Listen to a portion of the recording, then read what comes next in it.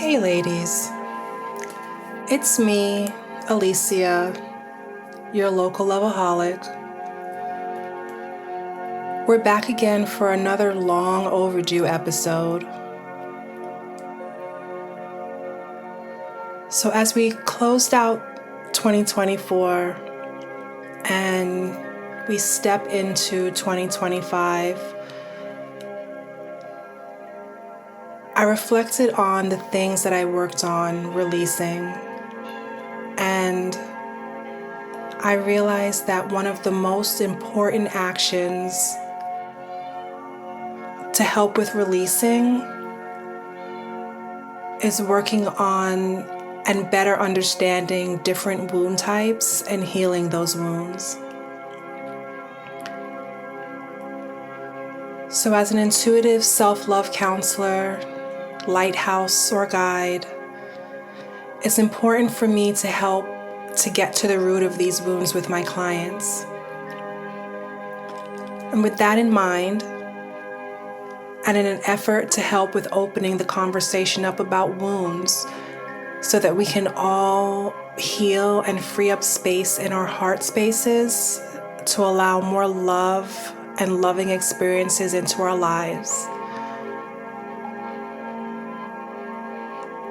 I want to thank you for joining us for the first of a multi-part series where we will be going over different wound types. My intentions with this episode is that you use discernment to understand how the contents of this episode fit into your life, that it brings you clarity, and most importantly, that you find guidance on your path to opening and healing your heart in an effort to become the best version of yourself. But before we get started, don't forget that if you need some wine or water, weed or whatever you choose to wet your whistle while we unpack, journal, or you take your notes, you may want to pause here and get whatever you need. And once you're ready and relaxed, let's get to the heart of it.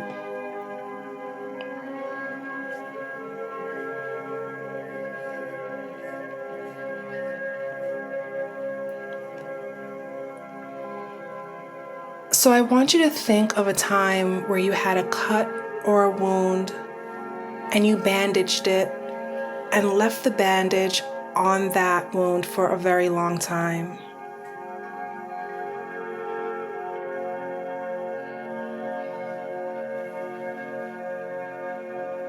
When you took that bandage off, do you remember what you saw? The wound would usually look wrinkly and still open. It probably still hurt. And after all that time, because you didn't allow that wound to breathe, it hadn't even healed. But by taking the bandage off and allowing it to breathe and treating it, that is what allows it to heal. The wounds that we get over time cannot just be bandaged. You cannot truly have heart-filled experiences and become the highest version of yourself without healing these wounds.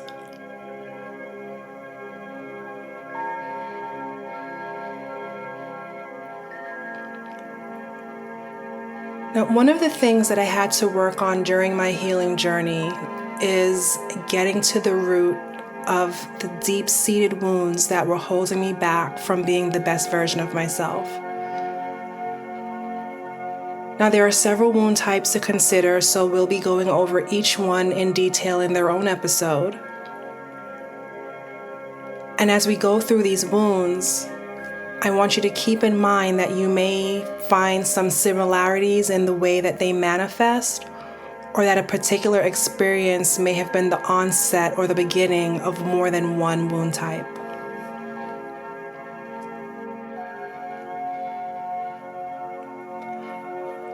So in today's episode, we'll be talking about the abandonment wound.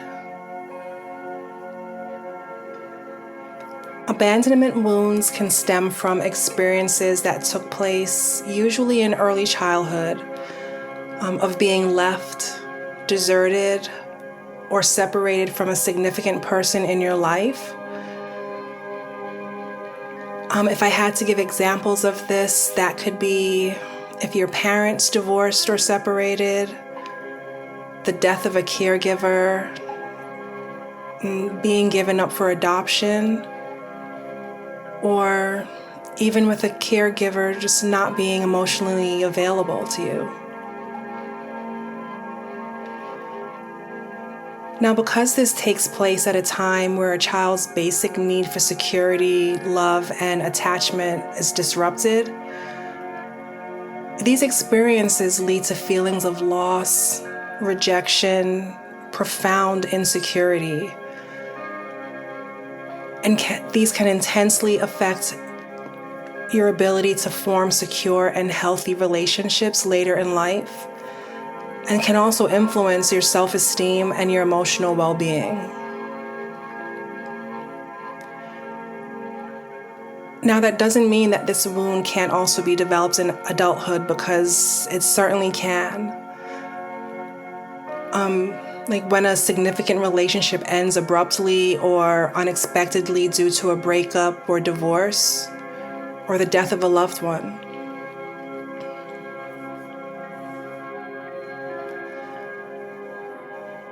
Now, when I work on wounds, it also causes me to think about things generationally,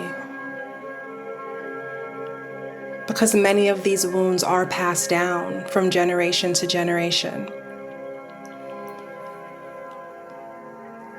And coming from a Caribbean background, it made me think about how culturally this wound had been passed down. There's the children that didn't understand when a parent had to go abroad to the US or the UK or anywhere else that they needed to go in order to help build a better life for their family. That meant they had to leave them behind at home with the other parent. And that can feel like abandonment. Or what about the child that's sent to go and live with their grandparents or another family member because their parent wasn't in the position financially, mentally, or even physically to take care of them?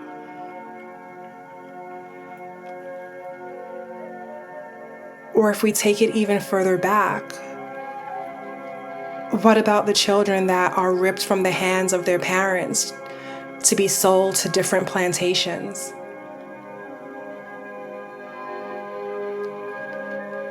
And there's just pattern that keeps going on over time, which causes these abandonment wounds. Think about the children who may have lost a parent to the system. So with this wound type afflicting children generation after generation, although triggered by different events, we can see how wounds and traumas can be repeated over and over again. But if we take the time to determine the root of the wound and we take steps to healing it, this allows that healing for your bloodline. And it provides a better chance of preventing it in future generations. And sometimes we don't even know a lot about our family history or our lineage, so it can be hard to see the patterns. But oftentimes, the partners and the people that come into your life will also show you the wounds that you're battling with.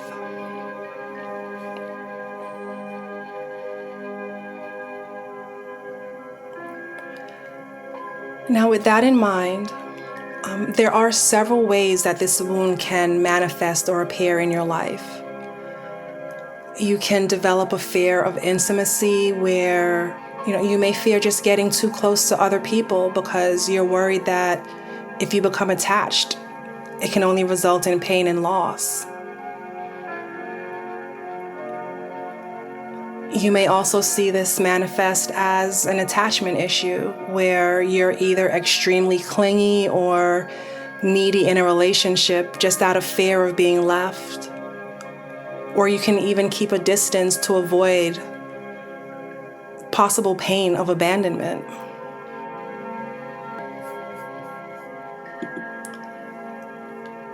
Now, this can also manifest as having low self-esteem, where you just feel unworthy of love or care.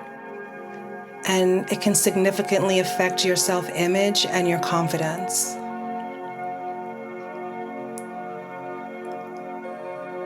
Trust issues can lead to sabotaging healthy relationships because you have the expectation that the other person will just eventually leave anyway. And emotional dysregulation or a difficulty in managing your emotions can lead to extreme reactions to situations that just trigger your fear of abandonment.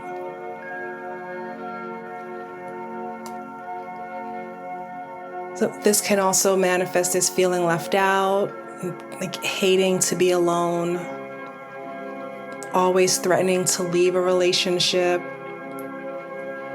Sometimes you'll even attract people that are just emotionally unavailable. Or it may be that you become very codependent.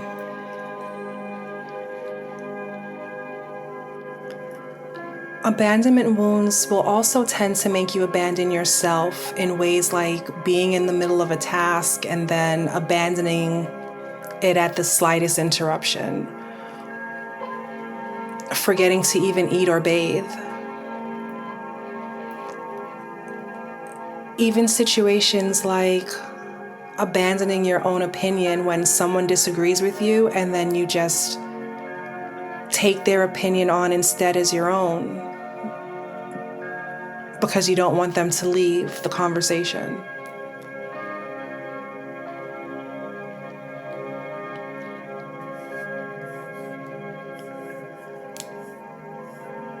Now, as I look back on my life, and I think back to my first memories of feeling abandoned, I naturally think of both of my parents. I mean, these wounds do begin in childhood in most cases. Now, granted, my dad worked very hard to build the life that he has today. And as I got older, I understood why. But it doesn't diminish the fact that growing up, he was hardly home. And that was difficult for me because of my parents, my dad was the one that was the nurturing one. He just had more nurturing energy. And I remember how much he would tell me how he loved me while I was growing up and how special I am, but how special could I be if he was hardly home?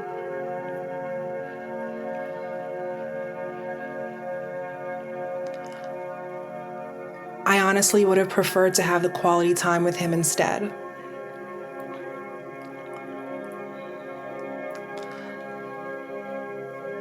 And it left me feeling like I was being abandoned for money. And that has even affected my relationship with money today. But that, of course, is a story for another time.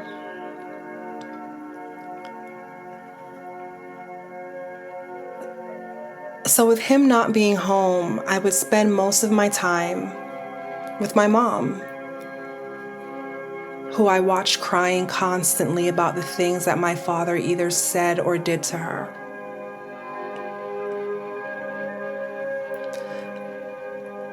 And that kind of felt like he was leaving me home to pick up the pieces. And I really can't speak for her, but it feels like she was emotionally unavailable to me because she was drowning from the treatment that she was tolerating or living through with my dad.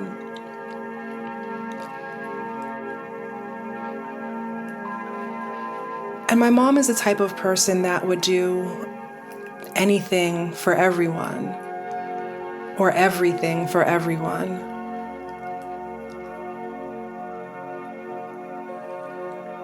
But I personally couldn't help but feel very disconnected from her growing up.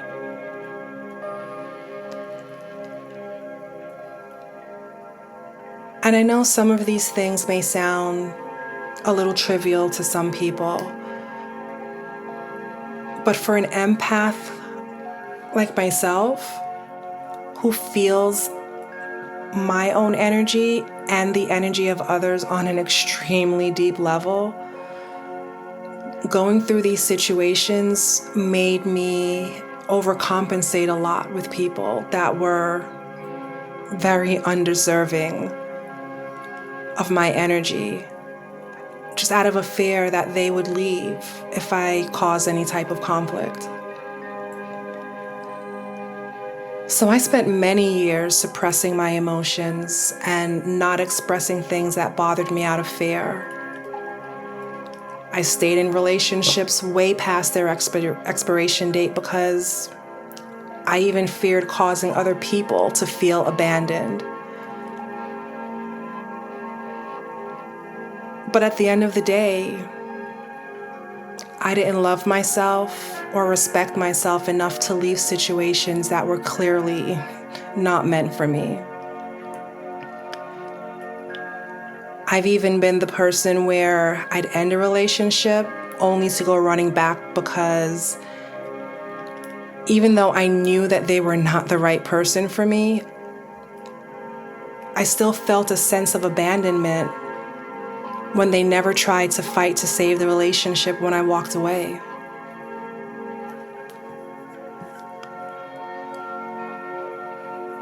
So suppressing my emotions over time left me feeling extremely emotionally dysregulated and depressed. And if I'm honest, those feelings started manifesting at a very early age and only worsened over time, each time that wound was reopened.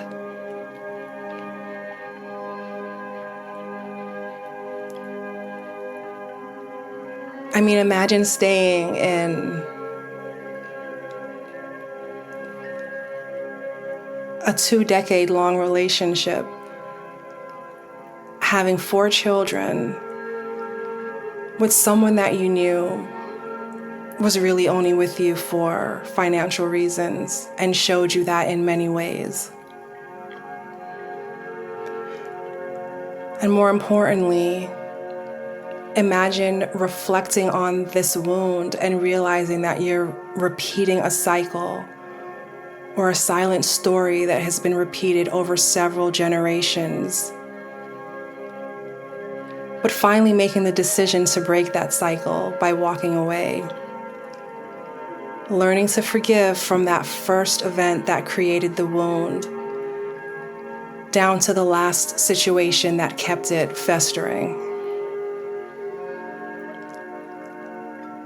So for me, healing this wound meant walking away and taking the time to dig deep and discover why I felt so unworthy of being loved that I stayed in a relationship that I did not belong in for so many years.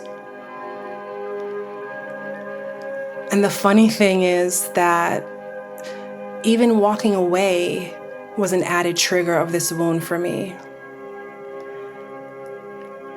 It was like the universe kept throwing situations at me until I understood that I needed to deal with this wound.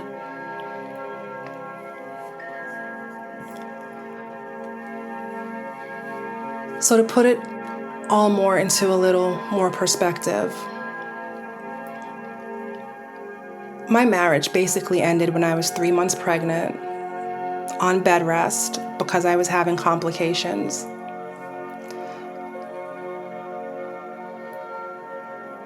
We still lived together, which made it an even more stressful pregnancy, and I wound up having an emergency C-section at 6.5 months into the pregnancy.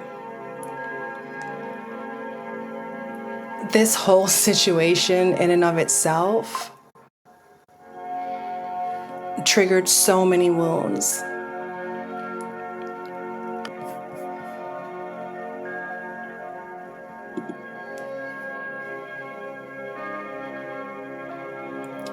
So different parts will come back up in other wound type episodes. But being specific to abandonment, this goes back to that whole runner-chaser dynamic that I mentioned earlier about always leaving and being the one to go back. But what made things different this time was that he asked to leave. And I didn't want to accept it at first. But when the time came where, I was presented with the opportunity to work things out, I couldn't. As a mom of 4 girls, I had to ask myself, what was I teaching them to accept? And as much as I was afraid of being a single mom with 4 girls, I was more afraid of continuing to live a life where I was not loved the way that I deserved. And I knew that we wanted very different things.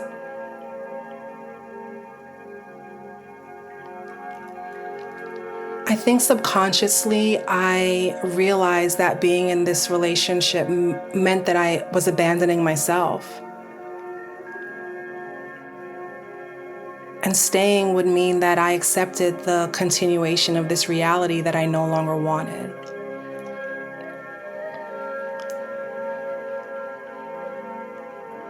Now, don't get me wrong.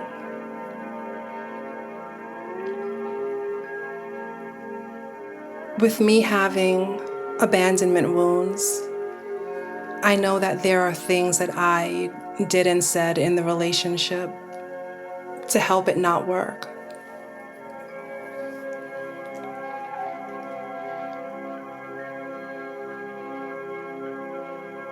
Because when you feel abandoned, and you also are abandoning yourself by not taking care of yourself, by not loving yourself, you're teaching and empowering the other person to do the exact same thing to you.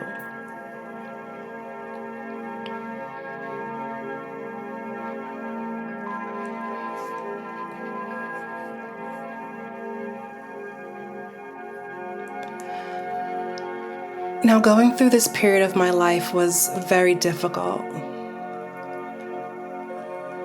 But feeling like I was going through it alone made it feel even more devastating.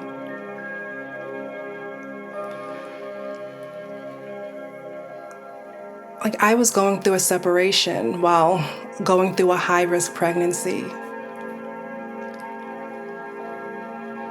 I almost lost my life on the way to the hospital. Almost lost my child. And was in the hospital for a month. And I desperately wanted my parents. Now, the whole situation was touch and go. It was really a lot of unsurety as far as when I would be released. So it was a situation where every day we were waiting to hear if today would be the day. But there were more complications that kept coming up and a lot more tests and procedures to go through.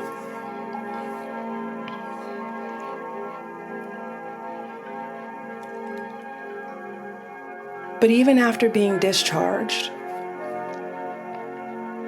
and then eventually being able to bring my daughter home a few weeks later,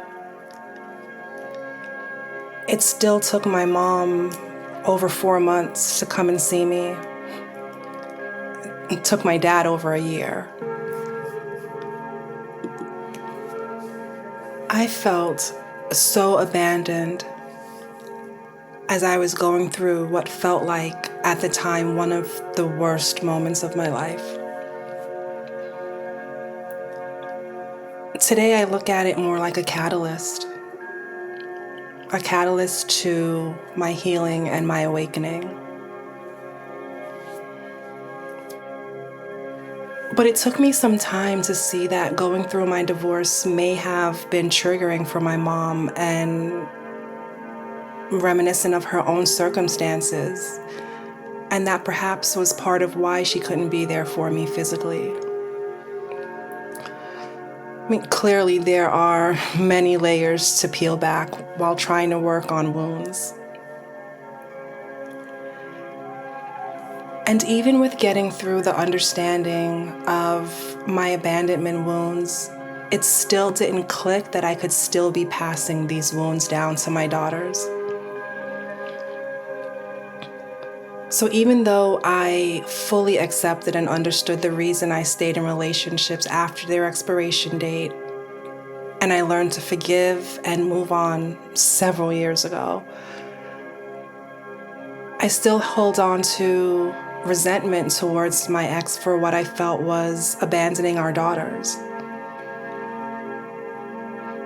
But that resentment was causing me to repeat the pattern of abandonment that I felt from my own mom. So although I broke the generational pattern of leaving a relationship that was not suited for me in any way and being unable to forgive and make peace with the ending, I still needed to work on letting go of how I thought the other parent should interact with the kids. And even allowing that energy to not allow me to fully be there for them, I realized was causing me to abandon them on some level as well. But this is exactly why healing is so crucial, so that the cycle can end.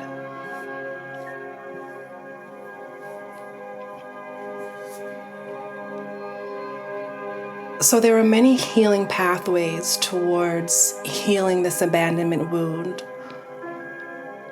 There's therapeutic support systems, whether you seek a counselor, therapist.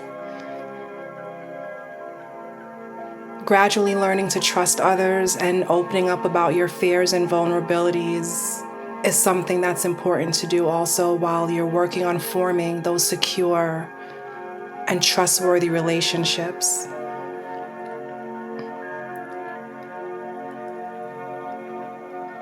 It's even healing to create a self-care or self-love practices, because that's a way to help reinforce your sense of value and your self-worth.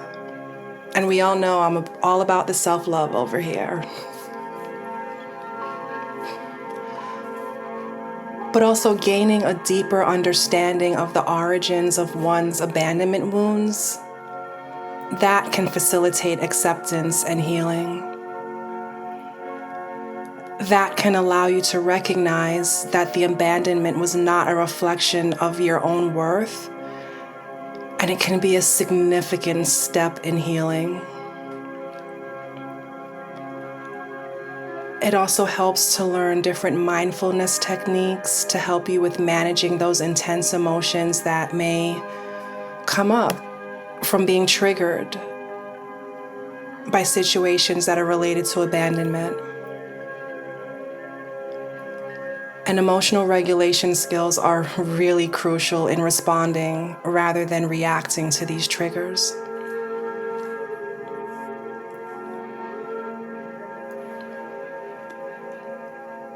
Now, after hearing the ways that abandonment wounds can manifest in your life and different healing pathways, I think it's also important to take some time to process anything that may have come up for you today. Take a few sips of water, wine, or weed. Write down what you need to. Go ahead and get those things out. But then I want you to get back into a comfortable position and prepare to allow me to just guide you through a meditation.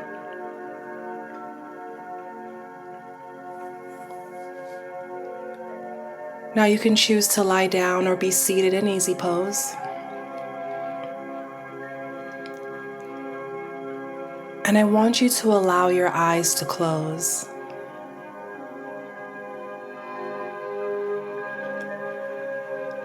We'll begin by taking several long, slow, deep breaths, breathing in fully and exhaling fully, breathing in through the nose and out through the mouth.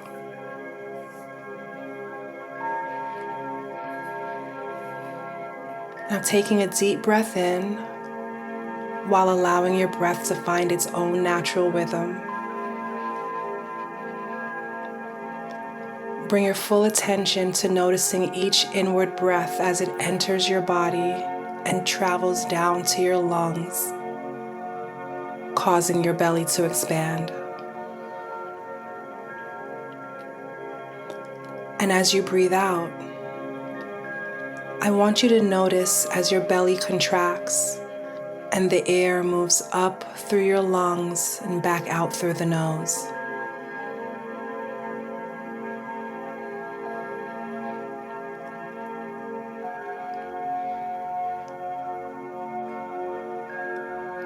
Taking another deep breath in, again taking note of your breath as it enters your body and travels down to your lungs, expanding your belly, this time holding it. And again breathing out and taking note of your belly contracting and the air moving up through your lungs and back out through the nose.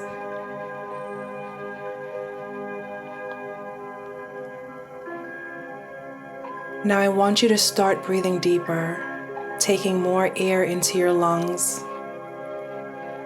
and hold it.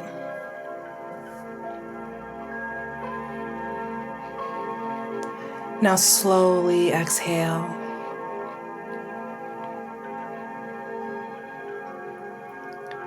Taking another deep breath in,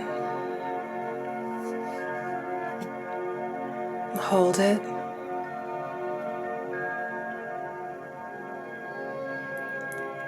And now let it go.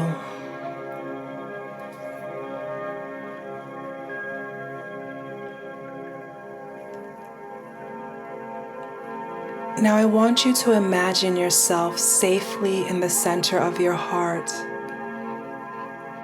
feeling the warmth and hearing the loving sound of your heart beating.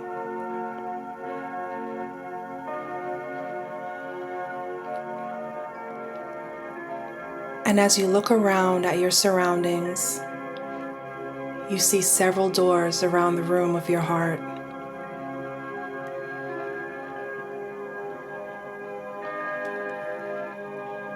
You notice a door with the letter A carved on it, and you can see a light glowing through the cracks of the door.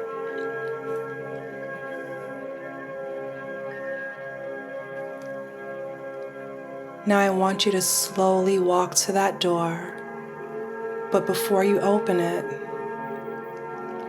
I want you to think back to the first time that you may have felt left or abandoned.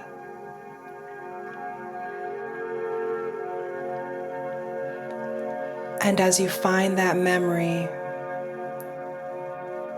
I want you to open the door.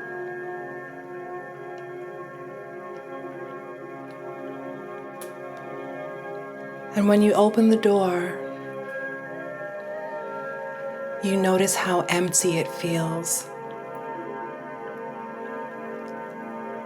And as you look around, you notice the faint outline of someone standing in the corner of the room.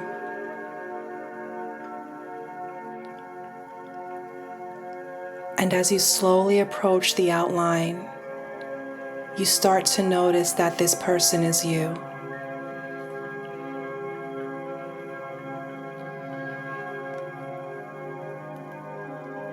I want you to take a moment to notice your younger self.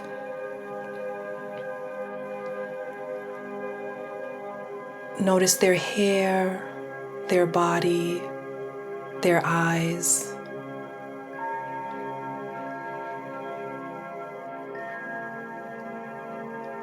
Take note of the expression on their face, their attitude. How do they appear?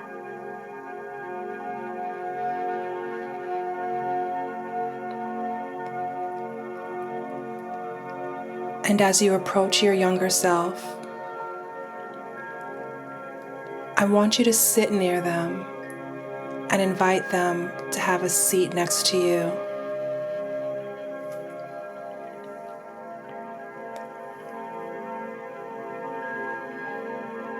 Once they are seated, you notice that you can see and feel what they see and feel. And you can tell from what you feel that they just went through that moment that you thought of, where you first felt left or abandoned.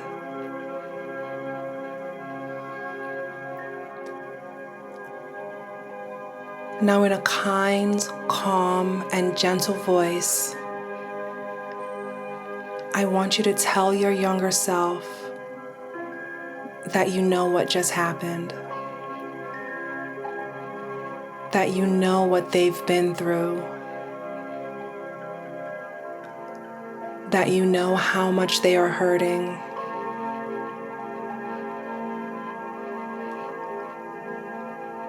Tell this younger version of yourself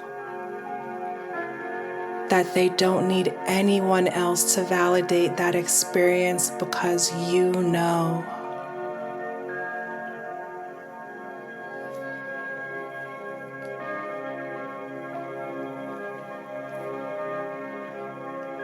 Let them know that they survived the experience and it is now just a painful memory. A memory that they no longer have to hold on to. Tell them that you are here,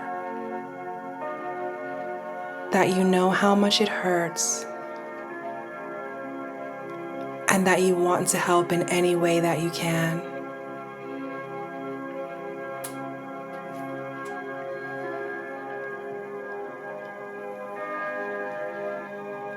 And I want you to ask them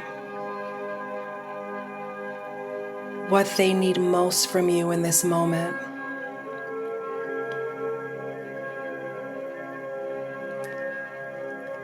And allow them to answer in whatever way is most comfortable for them.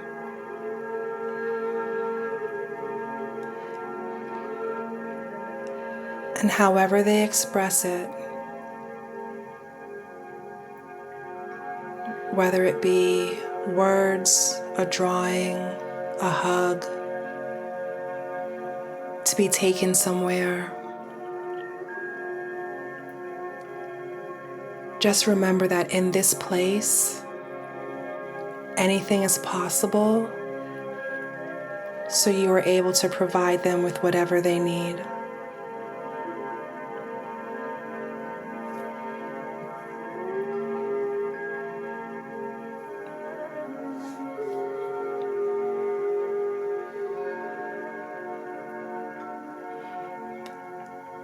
And once you have finished, I want you to again tell your younger self that you are here, that you care, and that you are going to help them recover so that they can go on to lead a full, rich, love-filled life.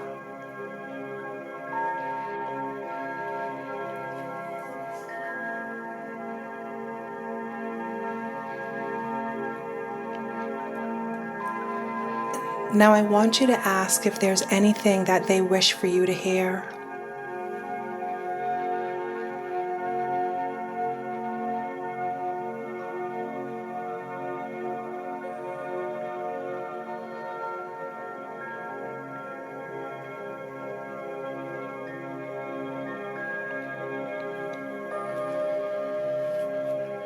After they have finished,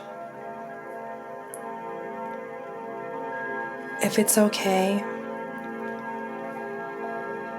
I want you to hold their hands in yours.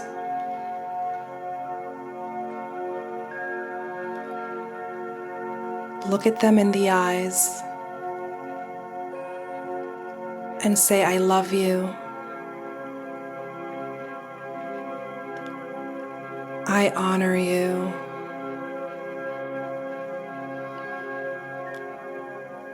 I hear you.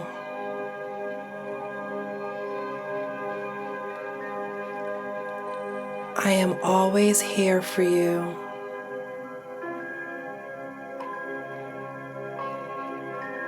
And you have always been enough."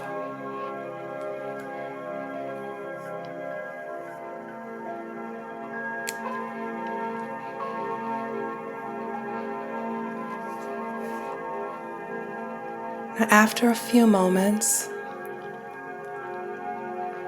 I want you to invite your younger self to come home with you. And if they're not ready, it's okay. You can always come back whenever they need you. But if they choose to come home with you, just give them some time to say goodbye to their surrounding,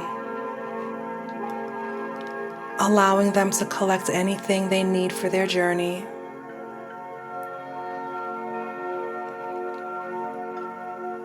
And then start to make your way to the door so that you can leave the room together.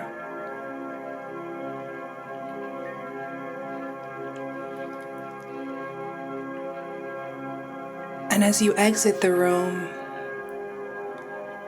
you notice that it is no longer empty.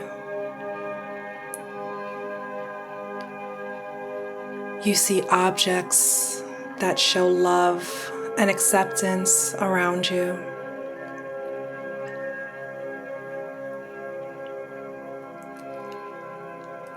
And as you exit the room, holding hands, you are back in the center of your heart.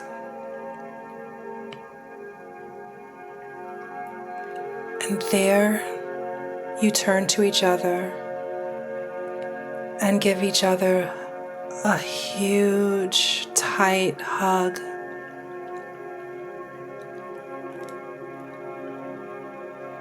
And as your hearts connect,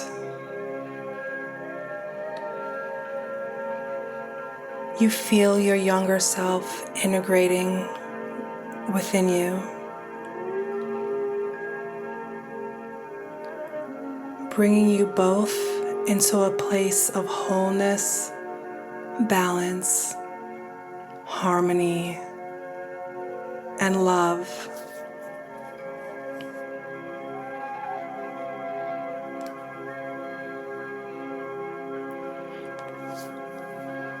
Now, when this integration process feels complete, I want you to spend a few moments in your heart center in gratitude.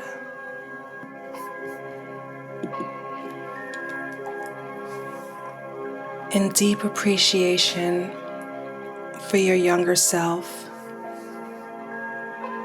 for the experiences that made you who you are today and have yet to become.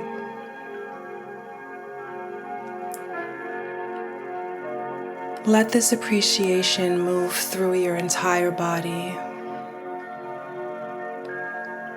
letting gratitude fill every part of your being.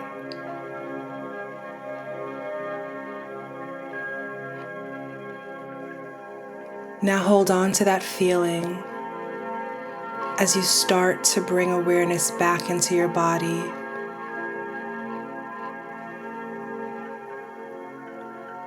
When you are ready, begin to wiggle your fingers, waking up your hands and your arms.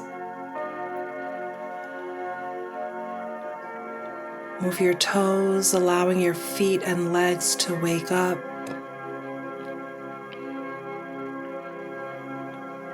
Feeling your muscles reawakening and your whole body filled with the love, strength, and peace of this experience.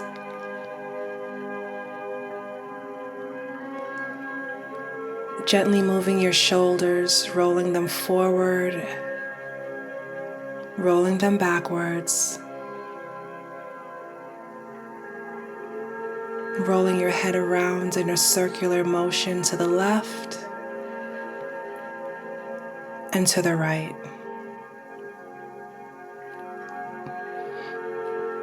Bringing your arms up above your head and taking a deep stretch up to the sky.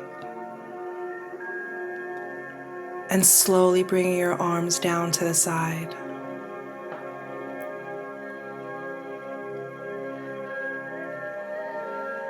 Repeating this one more time. Bringing your arms up above your head and taking a deep stretch up to the sky. And slowly bringing your arms down to the side.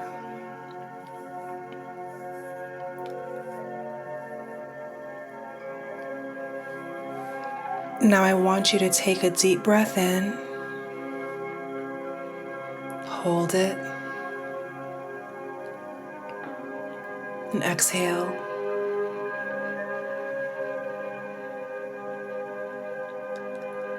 Taking another deep breath in. Hold it. And exhale.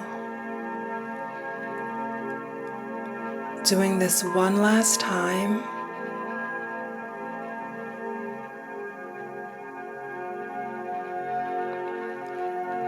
And when you are ready, I invite you to open your eyes.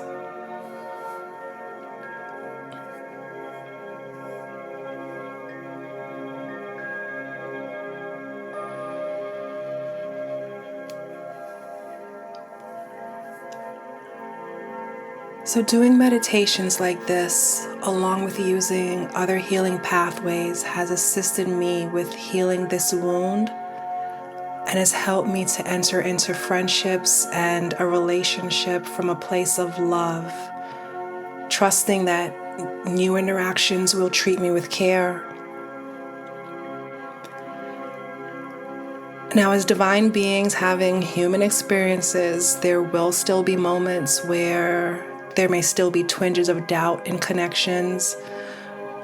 But with doing the healing work, it allows you to approach each new connection from a clean slate, just knowing that those people, the new ones, are not the people that triggered your wounds in the past. And also with having an understanding that you don't have to be afraid of being abandoned ever again. Because the people that are meant to be in your life, they'll be there. And the ones that are not meant to be. But most importantly, doing this work will allow you to never abandon yourself again.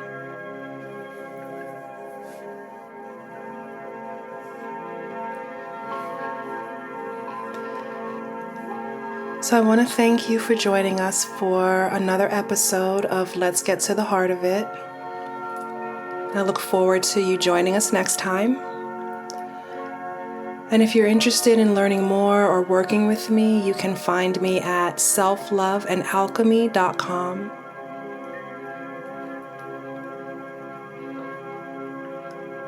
But on this day and every day, I wish you nothing but love, peace, and wholeness.